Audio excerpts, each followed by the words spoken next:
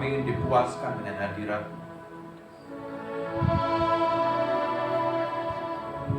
Kami ingin dipuaskan dengan hadirat. Kami merindukan pribadi-Mu hadir di ruangan ini, memenuhi kami semua tanpa terkecuali. Rasakan pribadi Allah yang begitu real, tangible, dan tangible. Buat pribadi-Mu real nyata. Buat kami semua mengalami perjumpaan pribadi. Sebab kami tahu ketika kami berjumpa pribadi, hidup kami diubah dalam hati. Terima kasih buat pagi hari. Rapi hamba, rapi lidah bibir hamba. Berserah sepenuhnya pagi hari dalam nama Yesus. Hari ini kita akan belajar sesuatu supaya kita menjadi orang yang berkenan di hadapan Tuhan, dan kita menjadi orang yang mengalami perkenanan secara ilahi, dan kita didapati menjadi orang yang bisa melakukan kehendak Tuhan secara tepat. Enak nyembah enak. Halo. Karena sebenarnya hal yang paling indah dalam kita itu ada dalam hadirat Tuhan, bukan yang lain. Masalahnya waktu kita kebanyakan di luar hadirat Tuhan daripada di dalam Tuhan. Harusnya kehidupan kekristenan itu setiap hari berjalan dalam hadirat Tuhan. Setiap hari berjalan dalam hadirat Tuhan. Dan ketika kita setiap hari berjalan dalam hadirat Tuhan, sehingga apa yang kita lakukan, apa yang kita kerjakan itu mengalami ketepatan secara ilahi. Mujizat, tanda-tanda ajaib, sign and wonder itu tidak bisa menjadi patokan bahwa suatu hari kita akan berkenan di hadapan Tuhan. Tapi orang yang berjalan dalam hadirat Tuhan, berjalan dalam ritmenya Tuhan, yang suatu hari pasti akan didapati menjadi orang yang berkenan di hadapan Tuhan. Bapak Ibu, kekristenan bukan hanya sekedar minggu ke gereja dan ibadah hari Kamis atau hari Jumat. Tapi kehidupan kekristenan adalah kehidupan setiap hari berjalan bersama Tuhan. Kehidupan setiap hari bergaul dengan Tuhan, tanpa terkecuali. Kalau kita ini tidak didapati menjadi orang yang memiliki keintiman dengan Tuhan, kekristenan kita itu kekristenan agamawi. Kita bisa memiliki KTP Kristen dan agama yang tercantum dalam negara ini agama Kristen, tapi kita tidak memiliki kehidupan. Banyak orang memiliki kehidupan beragama, tapi tidak memiliki hubungan pribadi dengan Tuhan. Yang membuat hidup kita itu berkualitas kalau kita yang memiliki hubungan personal dengan Tuhan. Bapak ini ikut kita pelayan lama sekali. Dan inti dari semua khotbah saya selalu membawa orang dekat dengan Tuhan, bangun hubungan dengan Tuhan. Tidak ada yang lain. Karena itu dasarnya, itu kuncinya. Mau pelayanan kayak apapun juga, pekerjaan kayak apapun, bisnis kayak apapun juga, tanpa didasari hidup takut akan Tuhan, hidup bergaul dengan Tuhan, akan hancur berantakan. Bahkan kehidupan keluarga pun juga sama. Kalau keluarga di dalam pernikahan, menikah ya, ada orang yang sudah nikah lama.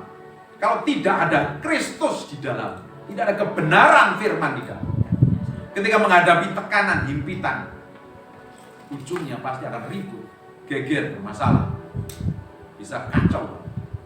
Ini penting sekali. Kita akan belajar dari seorang pribadi yang namanya Musa. Musa adalah orang yang nabi yang powerful sekali. Tidak ada nabi seperti Musa setelah itu. Setiap hari berjalan dengan mujizat. Setiap hari terima berkat Tuhan. Bahkan dia melihat kemuliaan Tuhan. Ya, kehidupan kita sehari-hari itu bisa. Tiap hari kita terima berkat Tuhan. Apa yang kita kerjakan diberkati Tuhan, dicukupin Tuhan.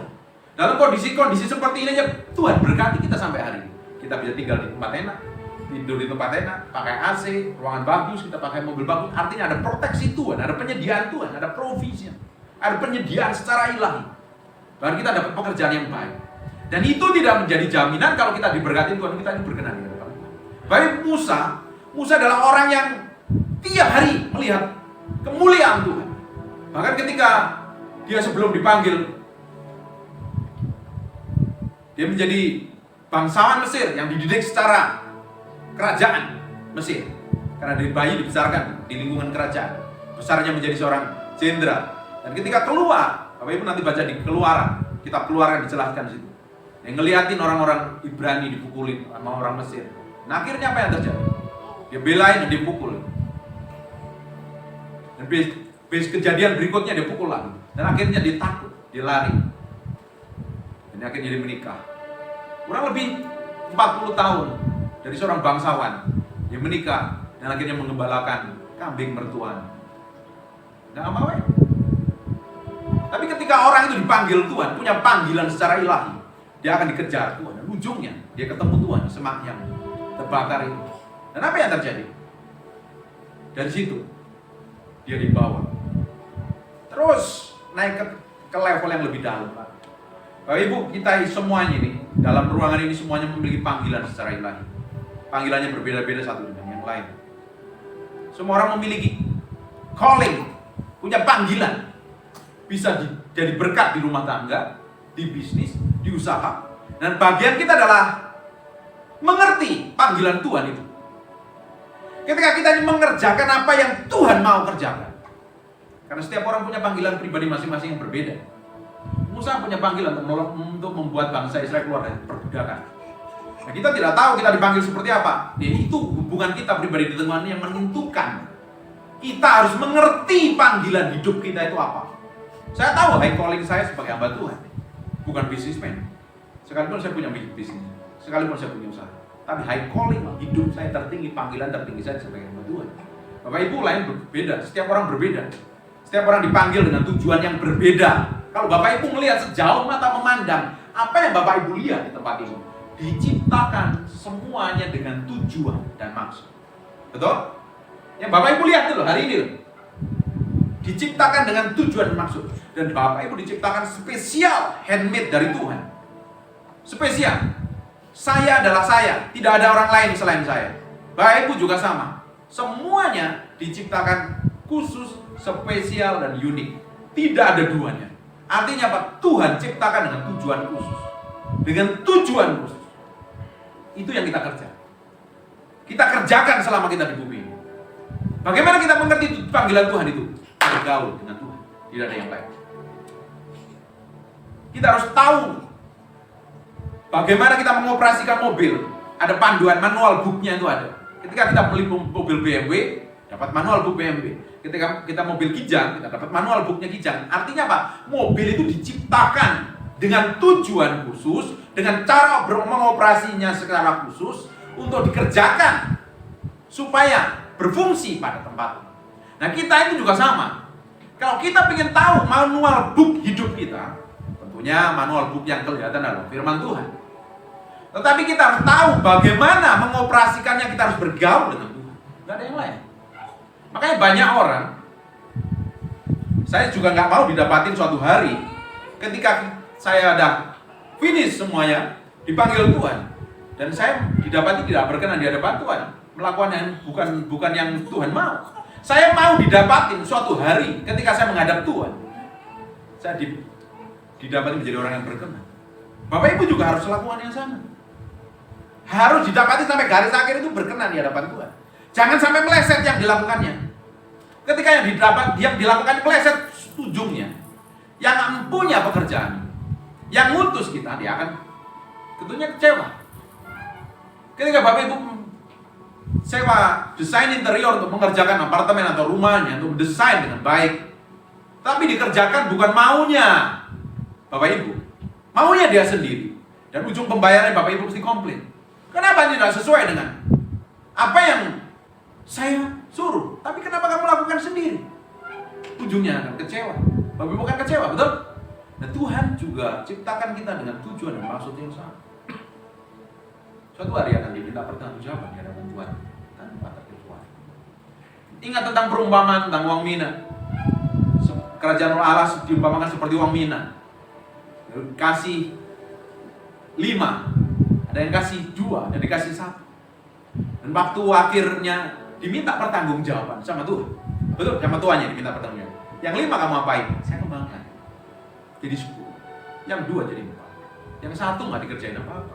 Dan ujungnya dibuang ke tempat yang gelap, retak dan ketak gigi aja. Gigi neraka. Nah, itu perumpamaan tentang kerajaan surga. Dan hidup kita ini punya calling masing-masing yang berbeda. Itu kita harus dapatin.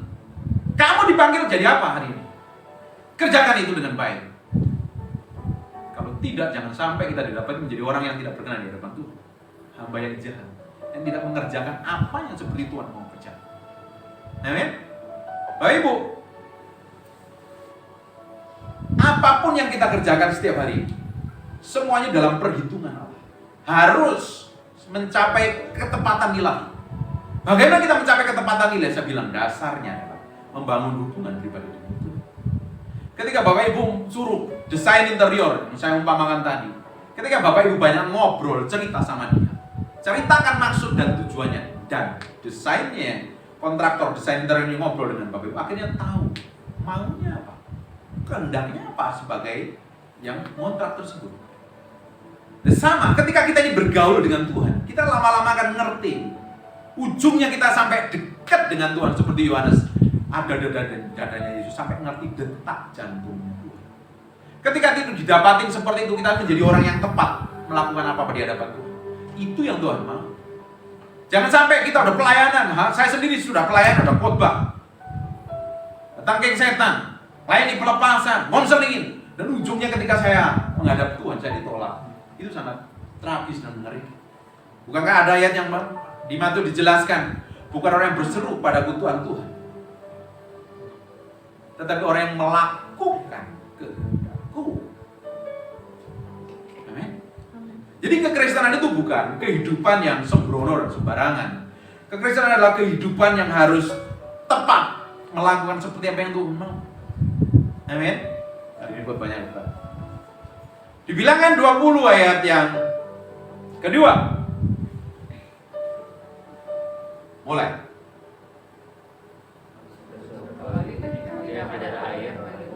Terus mau memenuhi Musa dan Harun. Bapak Ibu, Musa adalah hamba Tuhan.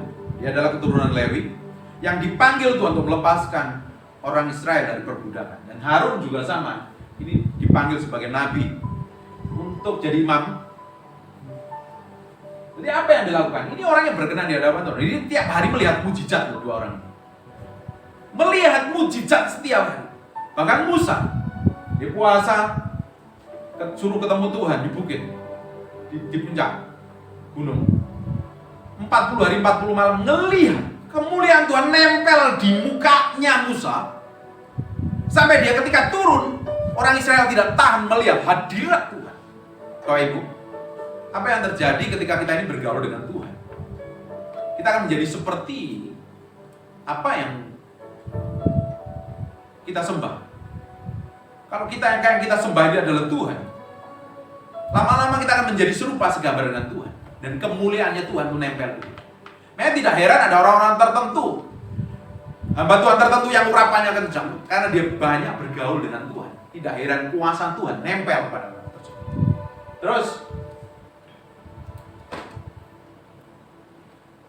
Terus next ayat yang ketiga sampai ayat 13 itu ya. Mana? Kamu fokus di ayat itu ya. Dan bertengkarlah bangsa itu dengan Musa, katanya sekiranya kami mati binasa pada waktu saudara kami mati binasa di hadapan Tuhan. Next. Ini bangsa Israel, ini bangsa yang tidak tahu diri. Berapa banyak dari kita memiliki karakter seperti orang bangsa Israel. Sudah diberkati, masih gerutu. Sudah dicukupi, masih ngomel. Tidak ada rasa bersyukur. Bersyukur, nggak ada respect dengan Tuhan. Datang kepada untuk nyembah Tuhan, tidak ada. Harusnya ketika kita diberkati, kita bisa datang kepada Tuhan. Say thank you. A million thanks. Kita bilang, terima kasih sama Tuhan. Dan apa yang terjadi? Maka kamu akan membawa jamaah Tuhan pada gurun ini supaya kami dan ternak kami mati di situ. Maka kamu memimpin kami keluar dari Mesir dan membawa kami ke tempat celaka ini yang bukan tempat menabur dan tempat keonaran. Dan itu kalau Bapak Ibu ke Israel, kalau belum perang Israel, kalau Israel pertama kali harus bagusnya lewat dari Mesir, dari Kairo, nanti ada perjalanan menuju ke Mesir, ke Israel. Dan itu lewat padang gurun yang dilewati bangsa Israel. Dan itu padang gurun yang jauh sekali dan panas sekali. gersang sekali. Makanya tidak heran mereka ketika lapar ngomel. Ngapain kamu bawa aku ke tempat Mesir? Padahal tujuan akhirnya adalah tanah perjanjian. Tahu Bapak Ibu? Mendingan kami ke Mesir. Ada bawang pre, ada bawang bombay, ada semangka, ada makanan enak. Padahal diperbudak.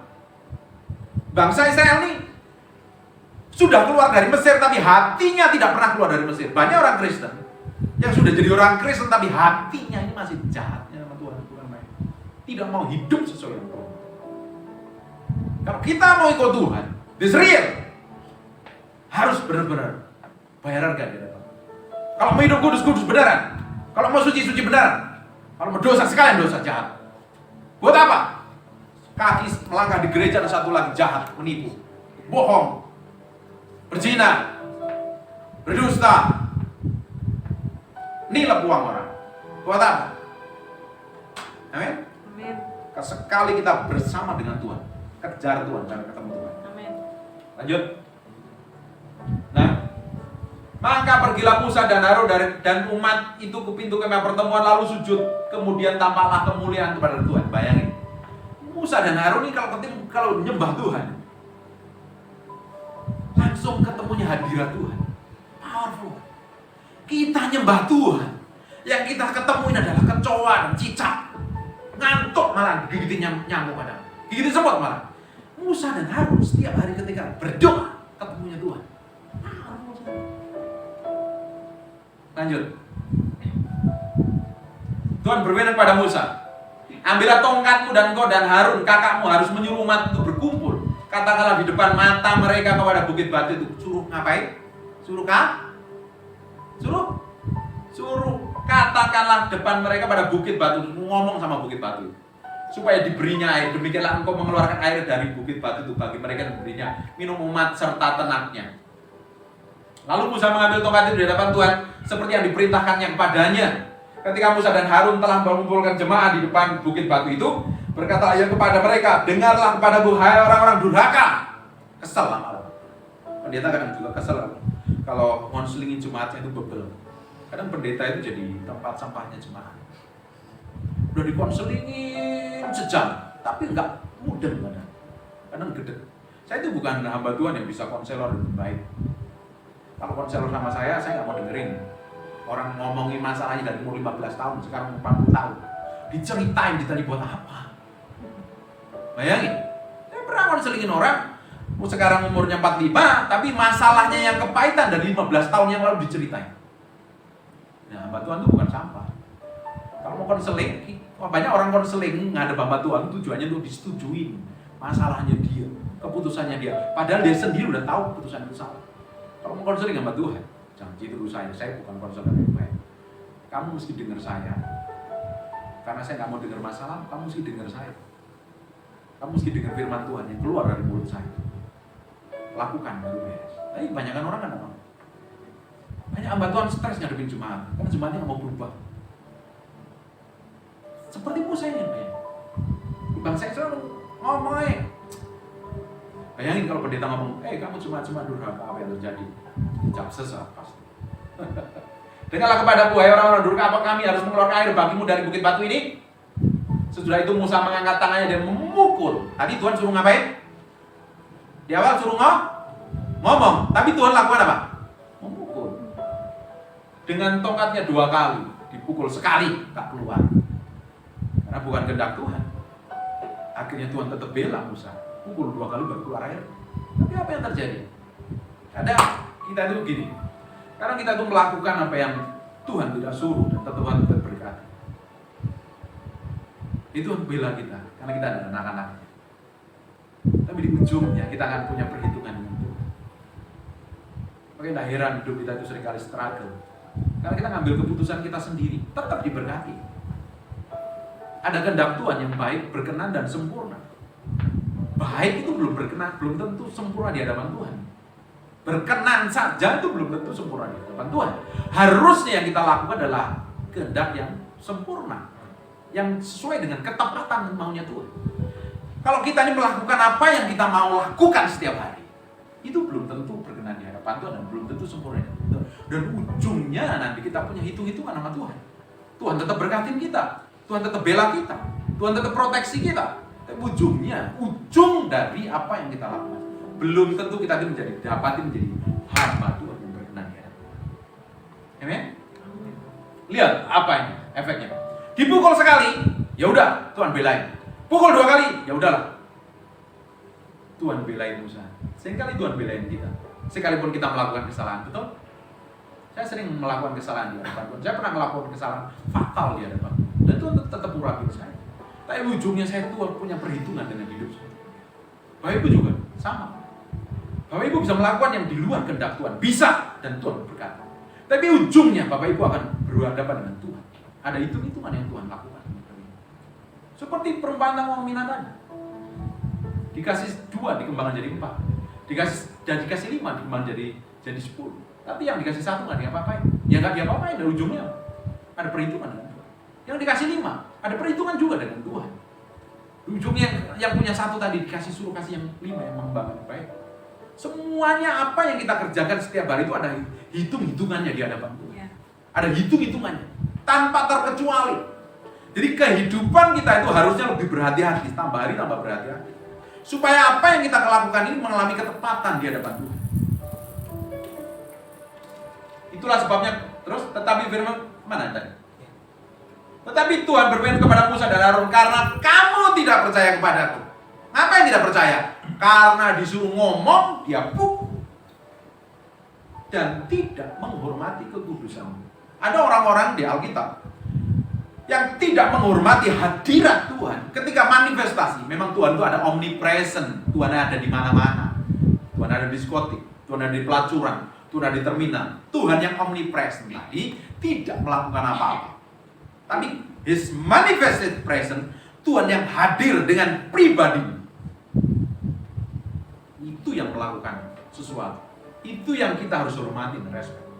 Ketika Saulus ketemu His manifested presence, apa yang terjadi? Hidupnya berubah. Ketika orang buta itu, atau orang lumpuh, atau orang yang tuli itu ketemu His manifested presence, hadirat Tuhan yang dimanifestasikan, dia bisa melihat apa yang dilakukan. Di dalam perjanjian lama, hadirat Tuhan itu begitu real. Bahkan harusnya di perjanjian baru itu jauh lebih powerful sekali. Bayangin, menghormati kekudusanku di depan mata orang saya itu sebabnya kamu tidak akan membawa jemaah ini masuk ke negeri yang kuberikan kepada mulut Tuhan. Bukankah dia selama ini berjalan sama Israel bertahun-tahun, sudah bergaul dengan Tuhan, setiap hari. Tapi apa yang terjadi? Di ujungnya karena bikin kesalahan yang tidak respect dan hormat akan hadirat Tuhan. Apa yang tadi? Tidak masuk tanah perjanjian. Gak gampang ternyata ikut Tuhan. Coba buka sebentar di Bilangan 33, ayat 38 dan 39. Apa yang terjadi? Apa yang terjadi dari 2 orang ini?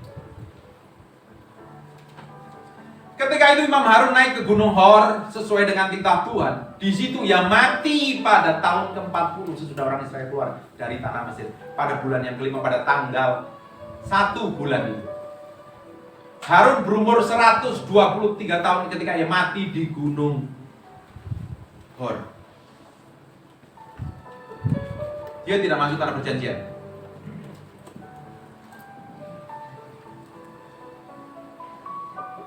Coba sekarang di Ulangan 34 ayat yang 1 sampai ayat 1. Kemudian naiklah Musa di dataran Moab di atas gunung Nebo, yakni di Nebo di Jordan, tidak masalah di Jordan, yakni ke atas puncak Pisgah yang ditentang Yeriko. Lalu Tuhan memperlihatkan kepada seluruh negeri itu di daerah Gilead sampai ke kota Dan, seluruh Naftali, tanah Efraim, dan dari seluruh tanah Yehuda sampai laut sebelah barat. Ayat yang ke-5 dan 7. Ayat 5 dan 7. Lalu matilah Musa hamba Tuhan itu di sana di tanah Moab sesuai dengan firman Tuhan. Dia tidak masuk tanah perjanjian. Itu jaraknya Dari Gunung Nebo ke Israel itu hanya 2 kilo.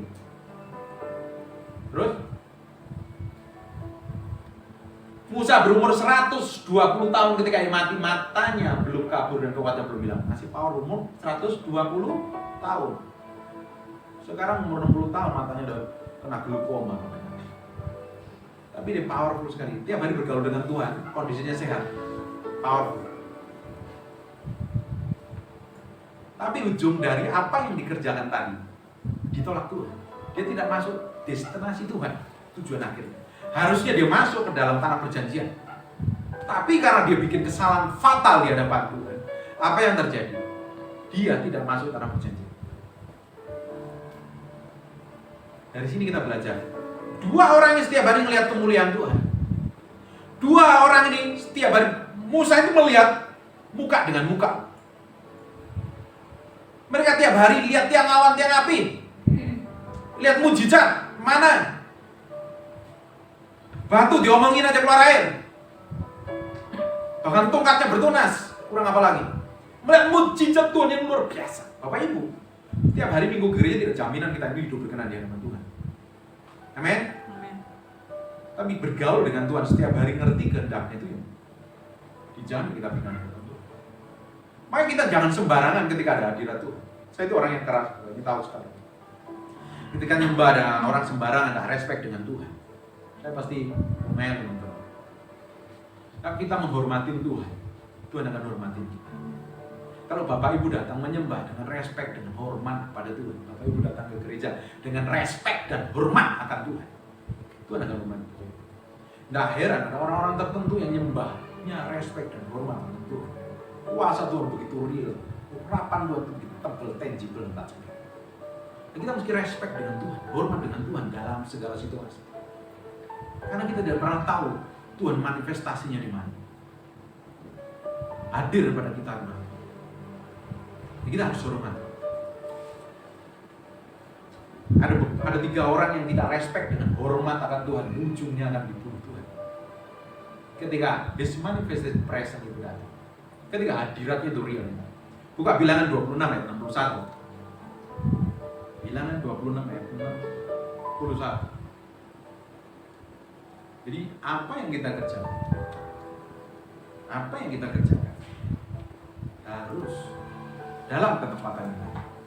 Tetapi Nadab dan Abihu mati ketika mereka mempersembahkan api asing di hadapan Tuhan. Ini dalam bahasa aslinya ini hidupnya orang nggak benar. Dia datang kepada Tuhan. Ini 2 orang ini hidupnya nggak benar, dia adalah Imam Lewi. Dalam bahasa aslinya dia hidupnya nggak benar. Jadi datang kepada Tuhan, ujungnya dia mati. Bapak Ibu, di perjanjian lama ada namanya tabut Allah. Ada kemah tabernakel. Imam besar setahun sekali datang ke ruang Maha Kudus. Ketika didapatin dia hidupnya tidak kudus, bahkan ada kotor di bajunya saja. Artinya orang kotor itu lambang dia pakai kekuatan sendiri.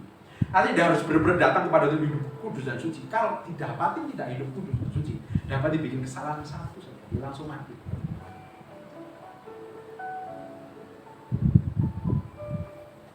Dari sini kita belajar mesti hormat dan respect. Amin. Amin. Amin. Halo, amin. Amin. Sekarang buka di 2 Samuel pasal yang ke-6. Apa yang terjadi dengan dua orang ini? Mengerikan sekali.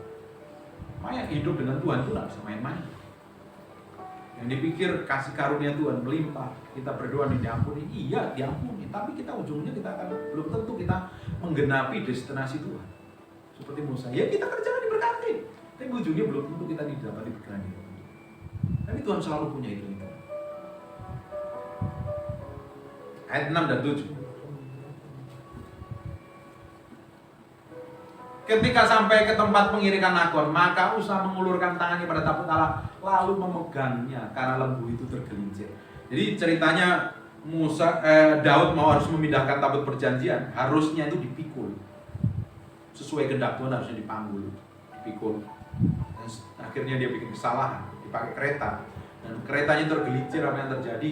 Usa, ayat yang ke-7, maka bangkitlah murka Tuhan terhadap Usa, Lalu Allah membunuh dia di sana karena keteledoran itu yang mati di sana di tabut Tuhan. Ketika tabut Tuhan adalah lambang kehadiran Tuhan. Yang boleh macam-macam, yang boleh disutup. Imam besar aja, kalau masuk ruang mampus sudah mati. Ini ketika dipegang, disambar Tuhan.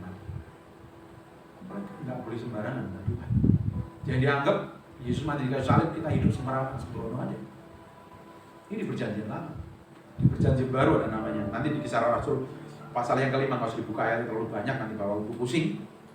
Ada kisah Ananias dan Safira. Dia mau jual tanahnya, mau dikasih persembahan. Orang dia tanahnya lo nggak dijual juga tetap miliknya, betul loh kan? Terus dia mau kasih persembahan. Pada zaman Kisah Para Rasul itu urapan powerful sekali. Hadirat Tuhan kuat sekali. Manifestasi kuasa Tuhan luar biasa sekali. Kalau Bapak Ibu baca di Kisah Para Rasul, pasal pertama, pasal kedua sampai pasal terakhir, isinya setiap hari penuh Roh Kudus. Sign and wonder, mujizat, urapan yang luar biasa. Hamba Tuhan waktu itu urapan. Hari ini hamba Tuhan kurang-kurapan dan kurang doa dan puasa. Powerful sekali. Ya, Ananias dan Safira jual tanah. Dia mau persembahkan korban. Biar dilihat orang, oh ini tanahku tak jual semuanya. Tapi nggak tahu yang dikasih persembahan yang separuh. Tuhan lihat dia dengan rumah. Apa yang terjadi? Dia mati di rumah Ananias dan Safira. Itu berbicara tentang apa? Hati, sikap hati. Ini tidak gampang jadi orang Kristen ini. Kalau mau jadi orang Kristen benar-benar itu harus mengalami ketepatan ilahi, bergaul dengan Tuhan. Tidak boleh sembarangan. Bagaimana hidup kita sembarangan? Dan Musa, kalau Bapak Ibu kita kembali ke Musa, di Alkitab kan jelaskan satu perkara, 2-3 orang saksi sah. Satu perkara, 2-3 orang saksi sah. Di 2 Korintus 13 ayat 1. Jadi kalau nggak usah buka boleh. Jadi kalau di Alkitab itu nyatat lebih dari 2 kejadian yang mirip-mirip, artinya surga itu agree, surga itu setuju. Dan itu pasti kejadian sampai hari ini. KPK pun tuh nggak tahu. Kalau didapatin 2 alat bukti yang sah, langsung ditangkap. Nah, dan dia nyontoh kita. Baru dengan keterangan 2-3 orang saksi sah. Kalau ayat 2 ayat ngomongnya sama, apalagi lebih dari ayat yang sama, itu warning buat kita. Kalau 2 ayat yang sama, ada kejadian lebih dari 2 kejadian lebih dari 3 kejadian, itu artinya warning buat kita. Nggak gampang, nggak sembarangan, nggak main. Amin. Tapi apa yang terjadi? Musa ini adalah orang yang melakukan ketepatan dengan Tuhan. Tapi ujungnya ditolak Tuhan. Tapi Bapak Ibu, apa yang terjadi? Musa kuburnya tidak ada. Dia harusnya dikubur di salah satu lembah. Tapi orang tidak tahu kuburannya di mana. Tadi di perjanjian baru kita dijelaskan. Coba buka di Yudas 1 ayat 9. Apa yang terjadi dengan mayat Musa? Tetapi penghulu malaikat Mikael ketika dalam satu perselisihan bertengkar dengan iblis mengenai mayat iblis pun mau rebutin mayatnya Musa. Ini orang penting kan buat kerajaan Allah. Bapak Ibu ketika lihat Yesus dipermuliakan, di situ ada siapa? Ada Elia dan Musa. Ini orang penting loh buat kerajaan Allah. Musa ini. Sekalipun dia tidak masuk destinasi. Di ujungnya ada perhitungannya. Tapi lihat apa yang Tuhan kerjakan sama orang. Tidak berani menghakimi dengan kata-kata hujatan, tapi berkata kiranya Tuhan menghakimi. Kenapa iblis mau rebutin mayatnya Musa? Karena iblis kerjanya menuduh, mencuri dan membunuh, serta membinasakan. Bukankah Musa menurut peraturan 10 hukum firman Allah pernah dia membunuh orang Mesir? Betul kan? Menurut ketetapan orang Israel, orang membunuh harus diapain? Dibunuh. Gigi ganti gigi, mata ganti mata. Nah, iblis punya hak sah untuk mengambil mayatnya Musa. Oh, dia kan pernah membunuh. Tapi apa yang terjadi? Mayatnya pun diproteksi Tuhan. Hati-hati. Semua kesalahan kita kegagalan kita, kebodohan kita, kedagingan kita, itu menjadi pijakan sah setan untuk kita. Semua pelanggaran, semua kelemahan kita adalah pintu masuknya setan untuk hajar kita. Tujuannya bukan kelemahan kita, tujuannya adalah kekuatan kita. Apapun itu, kita semuanya punya kelemahan masing-masing yang berbeda. Saya punya kelemahan saya banyak. Bapak Ibu juga punya kelemahan yang banyak. Itu yang harus diproteksi. Kita harus tahu kelemahan kita masing-masing supaya kita bisa memproteksinya. Jangan sampai itu menjadi pintu masuknya setan untuk hajar kita. Dan pintu masuknya setan untuk menggagalkan semua rencana. Tuhan. Amin. Musa ujungnya tetap dipermuliakan Tuhan. Sekalipun tidak masuk tanah perjanjian, Harun dikubur, Harun mati. Harun mati. Tidak masuk perjanjian. Tiap hari ketemu Tuhan. Tiap hari melihat Tuhan. Tapi hari ini kita akan melihat satu orang lagi yang ujungnya benar-benar ditolak Tuhan. Di Bilangan pasal yang ke-22. Apa yang terjadi? Orang ini ayat yang ke-12 sebenarnya ada panjang, nanti ceritanya ayat 12 mulai. Ini tentang Bileam. Ini orang juga nabi. Bileam itu nabil, melayani Tuhan, cinta Tuhan, dengar suara Tuhan, diakui Tuhan, nabi. Tapi motivasi hatinya di dalamnya itu jahat. Makanya kita kalau melayani, tujuan kita itu apa? Motivasi kita itu apa? Itu penting. Jangan-jangan kita melayani tujuannya ingin terkenal. Kalau ingin terkenal, jadi YouTuber, bikin konten, pasti terkenal. Kalau kita melayani tujuannya uang, jadi pengusaha, pasti sukses dan berhasil. Belajar sama orang-orang sukses. Kalau kita ini melayani Tuhan, itu tujuannya apa? Itu penting. Dan Nabi ini, motivasi utamanya adalah uang. Dengan berbagai macam segala cara dia ingin dapat upah. Jangan kutukin orang yang tetap ngotot kutukin karena demi upah. Banyak orang yang karena upah, motivasi hatinya karena uang. Nah, hari ini saingan Tuhan bukanlah setan. Setan sekali tengking dalam namanya Yesus kabur kok. Ada orang punya kepahitan sakit hati, hari ini kita tengking di sini, orang kerasukan setan ya. Setannya kabur kok. Saya udah lakukan berkali-kali kayak gitu. Wah, ini pelepasan. Bapak ini beliau. Tapi hati yang cinta akan uang itu susah ditengking. Itu perlu disalibkan setiap hari. Nah, saingan Tuhan hari ini adalah orang-orang Kristen yang hatinya nempel. Bileam jadi contoh. Kalau Bileam itu ada di dalam perjanjian lama, Bileam dalam perjanjian baru ada dalam hati kita masing-masing. Hanya kadarnya itu seperti apa. Nah, itu harus disalibkan, harus ditendang, semuanya keluar dari hati kita. Dia pingin upah,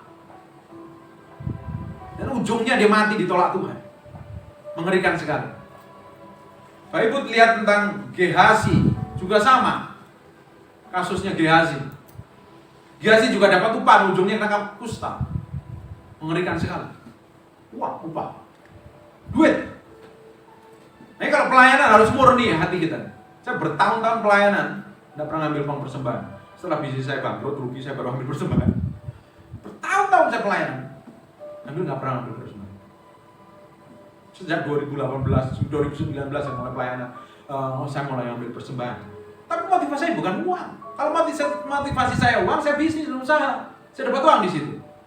Nah, kita ini melayani yang dilihat itu, kita itu personal dengan Tuhan ketika pelayanan. Itu hubungannya personal dengan Tuhan. Dan Tuhan itu melihat hati kita yang di dalam. Tuhan tidak tertarik dengan apa yang kita kerjakan, tapi Tuhan lebih tertarik dengan ngapain kamu kerjakan. Tujuanmu apa? Maksudmu apa?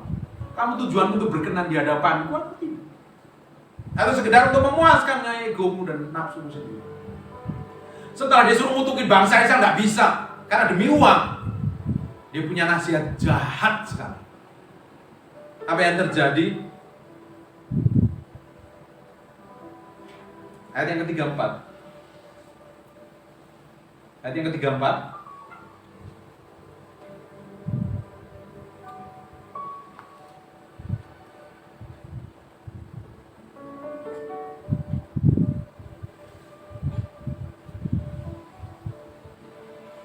Lalu berkata Bileam kepada malaikat Tuhan, aku telah berdosa karena aku tidak mengetahui bahwa engkau berdiri di depan. Ini ceritanya dia. Karena demi uang sampai nggak melihat malaikat. Orang itu kalau matanya tertujunya kepada hawa nafsu, keinginan daging dan keangkuhan hidup, itu nggak bisa melihat Tuhan.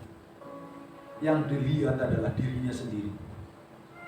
Ya, akhir zaman kan orang kan terpikatnya dalam 3 hal ini. Hawa nafsu, keangkuhan hidup, keinginan akan hidup. Dia masih tetap pingin duit. Suruh ngutukin bangsa Israel demi upah, masih dilakukan sampai keledainya ngomong sama dia. Dan gara-gara keledai ngomong, makanya ada film namanya apa itu? Film anak-anak itu, yang binatang-binatang ngomong itu kan punya awal mulanya idenya dari sini. Dari Bileam ngomong pasti. Nah, kalau orang itu kalau cinta akan uang, hawa nafsunya dengan kerakusan, semua yang baik dari Tuhan itu ditentang. Hatinya udah dibutakan. Seperti ini. Disuruh ngutukin bangsa Israel nggak bisa dikutukin. Baik Ibu, orang benar, mantra tenung, sihir itu tidak bisa masuk, tidak bisa mempan. Tapi setan, saya bilang, setan punya pijakan sah kalau orang itu bikin dosa. Dan setan selalu benturkan kita dengan hukum-hukum Tuhan. Supaya menjadi pintu masuknya setan itu hajar gitu. Dan Bileam itu tahu persis bagaimana orang Israel bisa hancur. Makanya kasih nasihat jahat. Bilangan 31 ayat yang ke-16. Bilangan 31 ayat yang ke-16. Apa yang dilakukan Bileam? Bukankah perempuan-perempuan di atas nasihat apa? Nasihat? Coba baca 1, 2, 3. Atas nasihat Bileam menjadi sebabnya orang Israel berubah setia terhadap Tuhan dalam hal peor sehingga turun ke antara umat Tuhan. Bileam tahu persis bahwa dia ngutukin tidak akan mempan, tapi dikasih nasihat bahwa kalau mau orang Israel itu dipukul Tuhan,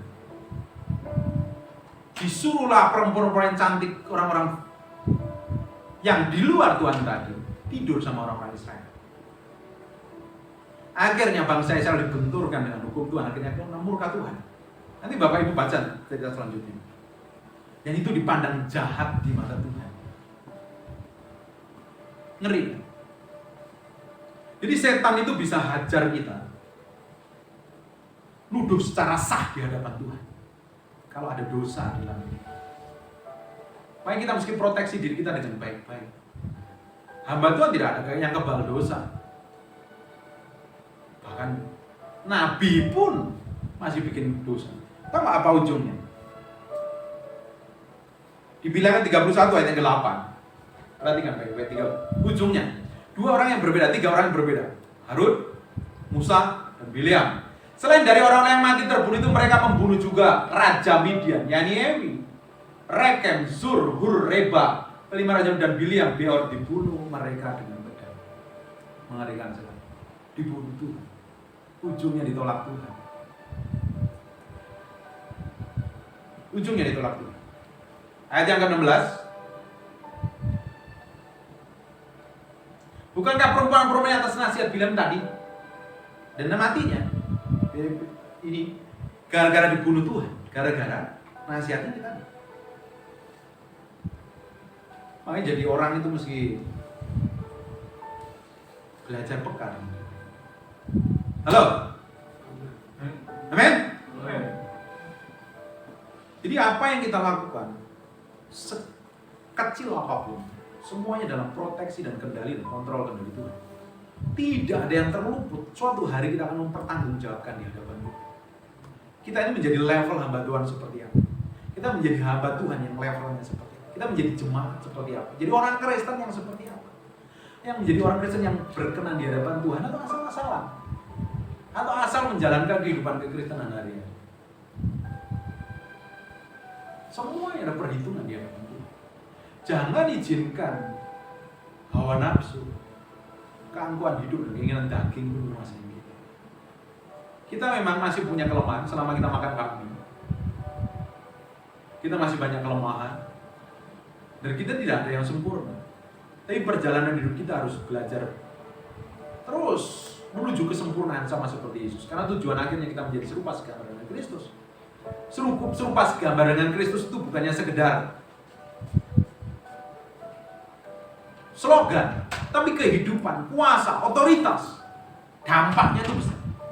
Bapak Ibu, kenapa kita mesti melakukan hal seperti itu? Karena Tuhan ingin kita ini menjadi kepanjangan Tuhan dengan efek dan dampak yang besar. Dan Tuhan hari ini membutuhkan orang-orang yang available, orang-orang yang tersedia, orang-orang yang didapati itu benar-benar bisa dipercayakan perkara ilahi. Dan Tuhan akan semakin berbesar. Semakin berbesar kapasitas kita, semakin berbesar kapasitas kita. Dan ujungnya kita menjadi orang yang berkenan di hadapan Tuhan. Bayangin, hamba Tuhan setiap hari melayani Tuhan, ujungnya pekerjaannya ditolak Tuhan, tidak masuk tanah perjanjian. Dan satu lagi hamba Tuhan yang sama-sama melayani Tuhan dan berkenan di hadapan Tuhan, tapi motivasinya jatuh, ujungnya ditolak Tuhan. Hidup adalah sebuah pilihan.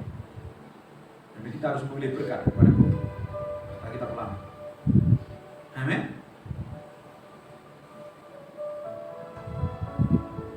Amin. Belajar mengalami hati Tuhan, supaya kita juga dapat menjadi orang yang berkenan di hadapan Tuhan. Bukan salah-salah. Saya menjadi orang Kristen bukan sembarangan. Saya belajar mengerti apa yang Tuhan mau. Apa yang saya kerjakan, apa yang saya lakukan, apa yang saya katakan, apa yang saya tulis, apa yang saya posting. Itu suatu hari saya akan bertanggungjawabkan di hadapan Tuhan. Kita menjadi level Kristen seperti apa hari ini? Menjadi orang biasa-biasa. Bapak Ibu, kalau kita ini didapati menjadi orang yang berkenan di hadapan Tuhan, ada favor, ada kemurahan Tuhan yang tak ternilai. Ada hal ilahi yang Tuhan kerjakan secara ilahi, saya percaya dalam kehidupan kita. Amin. Tutup Alkitab.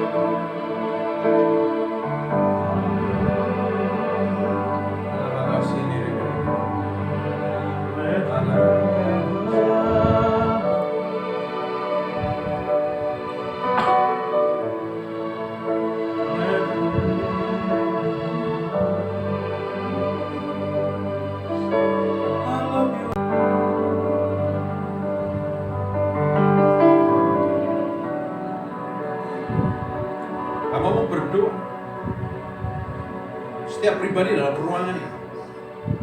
Makanya menonton video. Sementara hambamu berdoa dalam nama Yesus. Urapan Allah itu jamah. Now in Jesus name. Berkuasa lah yang mengalir. Jamah. Jamah. Buat semua orang mengalami perjumpaan pribadi dengan Tuhan. Pengalaman pribadi dengan Tuhan. Di siang hari ini hambamu berdoa. Hambamu berdoa. Hambamu mohon. Bapa, dalam nama Yesus yang mulia, yang agung, Raja yang Maha Pengampun. Jangan pernah lewatkan satu orang dalam ruangan ini. Bahkan orang yang menonton video ini. Hambamu berdoa di jamah. Mengalami perjumpaan pribadi. Dilawat. Mengalami keintiman. Dalam nama Yesus. Dalam nama Yesus. Dalam nama Yesus.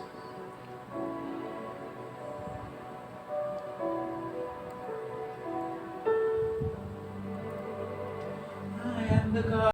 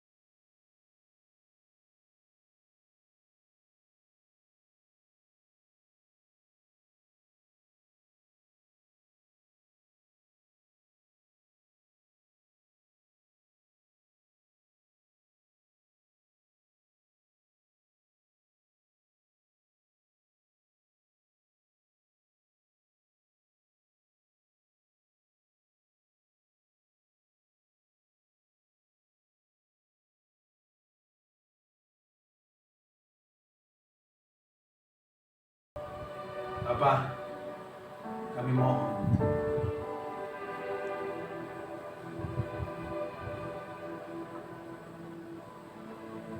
untuk mengasihi-Mu. Beriku hati memuji-Mu dan mengasihi Engkau seperti wanita yang datang mengurapi-Mu.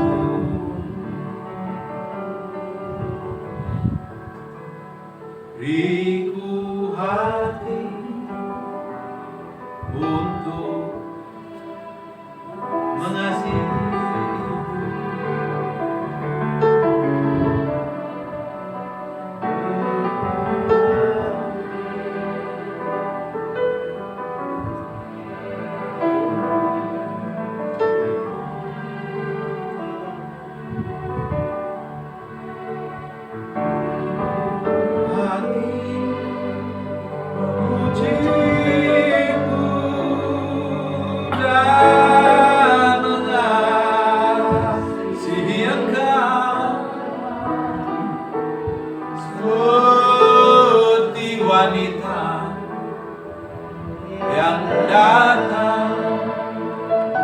mengurapimu.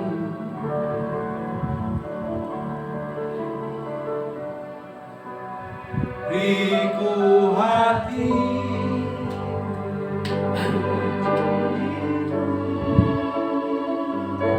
dan mengasihi Engkau seperti wanita yang datang mengurapimu.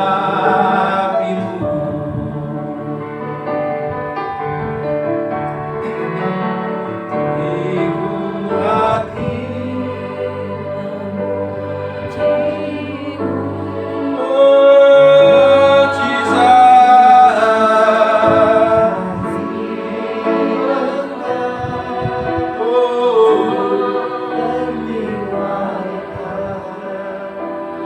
yang datang mengurapimu seperti wanita yang datang, seperti wanita yang datang mengurapimu. Tuhan, buat kami benar-benar seperti wanita yang bekerja setahun gaji untuk beli minyak dan hanya untuk mengurapi Yesus sebagai tanda cinta kami kepada Tuhan. Buat kami mulai hari ini memiliki cinta kepada Tuhan, bukan cinta akan berkatnya, bukan cinta akan pertolongan, tapi karena kita benar-benar memiliki cinta akan pribadi Tuhan. Ketika kami memiliki cinta dan pengabdian kami pada Tuhan, kami akan meluangkan waktu ngobrol bareng, cerita bareng, bergaul, supaya kami bisa mengerti kehendak-Mu, kami melakukan kehendak-Mu, kami menyenangkan Engkau. Dapatin kami menjadi seperti wanita itu yang memberikan yang terbaik kepada Tuhan.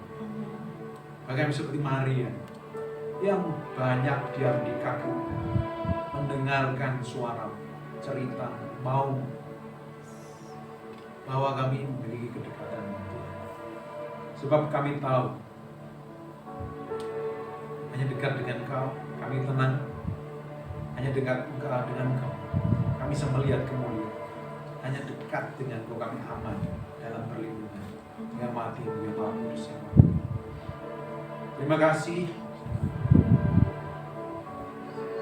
Kami menyerahkan semuanya ke dalam tangan kuasa-Mu yang Maha Kudus. Bawa kami dalam tingkat iman yang berbeda setiap hari. Setiap hari kami berjalan dari kemuliaan satu pada kemuliaan yang lain, sampai kami benar-benar berkenan. Amin.